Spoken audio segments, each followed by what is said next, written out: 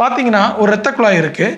இந்த இரத்த குழாய் வந்து அடைப்பு இருக்குது. இந்த பகுதியில் இருக்கிறது வந்து நம்ம அடைப்புன்னு எடுத்துக்கிட்டோன்னா ஒரு 90% அடைப்பு இருக்குது. இந்த இடத்துல நார்மலாக இருக்குது இரத்த குழாய், இங்கேயும் நார்மலாக இருக்குது இரத்த குழாய். இப்போ இந்த அடைப்பை ஓப்பன் பண்ணணும் அப்படின்னா என்ன பண்ணுவாங்க அப்படின்னா, இந்த இரத்த குழாய் அடைப்பு வழியாக ஒரு வயரை நாங்கள் பாஸ் பண்ணுவோம். கை நாணம் மூலமாகவோ கான் நாணம் மூலமாகவோ ஒரு வயரை பாஸ் பண்ணிடுவோம். இந்த வயருக்கு மேலே ஒரு பலூன் எடுத்துகிட்டு போய் அந்த இரத்த குழாயில் இருக்க அடைப்பை சிமெண்ட் மாதிரி அது மேலே படிய வச்சுருவோம், இரத்த குழாய் மேலே ஒட்ட வச்சுருவோம். ஸோ நீங்கள் நினைக்கிற மாதிரி இரத்த குழாயோட இருக்க அடைப்பை வெளியே எடுத்துகிட்டு வரது இல்லைங்க. ஒரு சிமெண்ட் கலவையை பூசுகிற மாதிரி வால்வ் மேலே இந்த பலூனை வச்சு அமுக்கி ப்ரெஸ் பண்ணி இரத்த குழாயை ஸ்மூத் சர்ஃபேஸாக ஆக்கிடுவோம். அந்த கால்சியம் படிஞ்ச கொலஸ்ட்ரால் படிஞ்ச மக்கை நாங்கள் செவுத்தோட செவரை ஒட்ட வச்சுருவோம் பலூன் மூலமாக. பலூனை நல்லா இன்ஃப்ளேட் பண்ணி இந்த மாதிரி ஓப்பன் பண்ணி விட்டுருவோம். அப்போ சீராக ரத்தம் போகும், கீழ்ப்பகுதி வரைக்கும் ரத்தம் நார்மலாக போகும். அப்படியே விட்டுட்டு வந்துடலாமே டாக்டர், அப்புறம் எதுக்கு ஸ்டென்ட்டு? இப்போ தான் ரத்த குழாய் நல்லா ஓப்பன் ஆயிடுச்சு, நல்லா ரத்தம் போகுது, அப்புறம் எதுக்கு திருப்பி புதுசாக இன்னொன்று பண்ணணும் அப்படின்னு கேட்கலாம். அது என்னென்னா முத இந்த ட்ரீட்மெண்ட் ஆரம்பிச்சும் போது இந்த மாதிரி பலூன் வச்சு இந்த மாதிரி திறந்து விட்டாங்க ரத்த குழாயை. பேஷண்ட்டை ஐசியூவுக்கு போனால் மொதல் நாளோ அடுத்த நாளோ என்ன ஆயிடுச்சுன்னா, இந்த ரத்த குழாய் திருப்பி இந்த இடத்துல அடைச்சிக்கிச்சு, திருப்பி ஸ்ப்ரிங் மாதிரி வந்து ஒட்டிக்கிச்சு. ஸோ திருப்பி பேஷண்ட்டுக்கு மாரடைப்பு வர ஆரம்பிச்சிச்சு. ஸோ அப்போ என்ன முடிவு பண்ணாங்க, இந்த 2 இரத்த குழாய் திருப்பி ஒன்றா வந்து ஒட்டக்கூடாது. அப்போ ஏதாவது ஒரு பொருள் மூலமாக அதை பிரிச்சே வச்சுருக்கணும். அதுக்கு யூஸ் பண்ணுற பொருள் தாங்க ஸ்டென்ட்டு.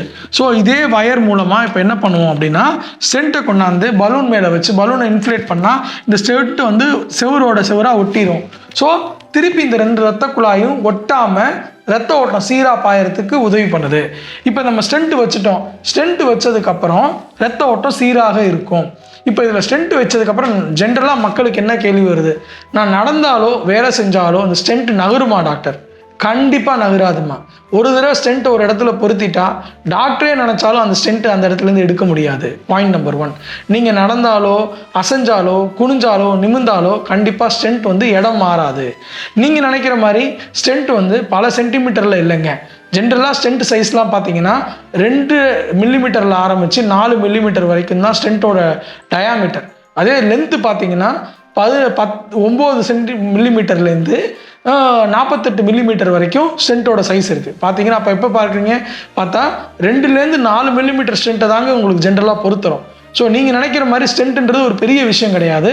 கோபால்ட் குரோமியமால் ஆன ஒரு ஸ்டீல் ஸ்ட்ரக்சர், அதுதான் நம்ம உள்ளே வைக்கிறோம். ஏன் அதை உள்ளே வைக்கிறோம்? அதை உள்ளே வைக்கிறது மூலமாக ரத்த ஓட்டத்தை திருப்பி சீராக்குறோம். எந்த இடத்துல அடைப்பு ஏற்பட்டுச்சோ அந்த இடத்துல மட்டும்தான் ஸ்டென்ட் வைக்கிறோம். ஸ்டென்ட்டோட வேலை என்ன பண்ணணும், இப்போ வந்து முதல் ஜென்ரேஷன் ஸ்டென்ட் இப்படி வந்துச்சுங்க. இப்போ வர ஸ்டென்ட்லாம் வந்து இப்போ டாக்டர் சொல்கிறாங்க பார்த்தீங்களா, மருந்து பூசின ஸ்டென்ட் வைக்கிறோம் பேஷண்ட்டுக்கு அப்படின்னு சொல்கிறாங்க. அப்படின்னா அது ட்ரக் கோட்டட் ஸ்டென்ட் அப்படின்னு சொல்கிறோம். அது என்ன பண்ணுறாங்க அப்படின்னா, ஸ்டென்ட்டோட உள் பகுதியில் ஒரு மருந்தை பூசிடுறாங்க திருப்பி அடைப்பு வராமல் இருக்கிறதுக்காக. மொதல் 6 வாரங்களுக்கு அந்த உள் சர்ஃபேஸ்லேருந்து அந்த மருந்து வெளியே வந்துக்கிட்டே இருக்கும். திருப்பி ஸ்டென்ட்டில் அடைப்பு வராமல் அது பார்த்துக்கும்.